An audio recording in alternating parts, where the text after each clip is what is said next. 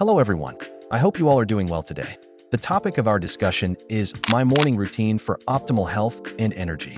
Today I'm sharing something that's completely transformed my energy, focus, and overall well-being. My morning routine for optimal health. If you ever wake up feeling sluggish, unmotivated, or just out of balance, this video is for you. Let's jump right in. First and foremost, wake up naturally or use a soft alarm.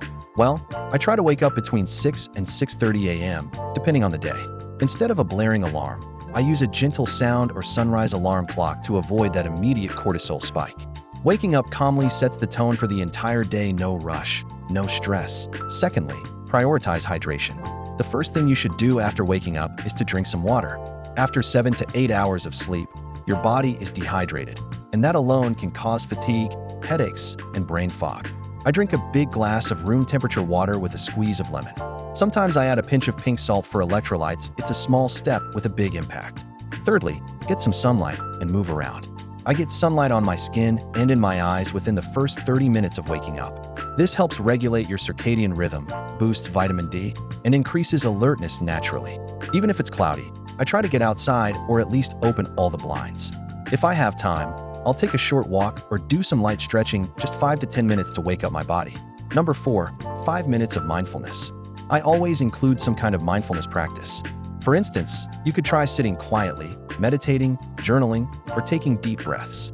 Sometimes it's a 5-minute meditation using an app like Calm or Headspace. Other days I just sit in silence and focus on deep breathing. This helps reduce anxiety and brings clarity before the chaos of the day begins. Number 5, expressing gratitude and setting intentions. Then I take just 2 to 3 minutes to write down 3 things I'm grateful for and 1 intention for the day. It could be something like, I'm grateful for a healthy body, clean water, and my family. And an intention like, stay calm and focused today. For example, writing in a journal or listening to calming music in the background. This small practice helps train my brain to look for the good instead of focusing on stress. Number 6, opt for a nutritious breakfast or consider fasting. Now, let's discuss breakfast. I typically follow one of 2 approaches. If I'm not fasting, I opt for a high-protein, nutrient-rich breakfast. My go-to options include a veggie omelet with avocado or a protein smoothie made with berries, spinach, and almond butter.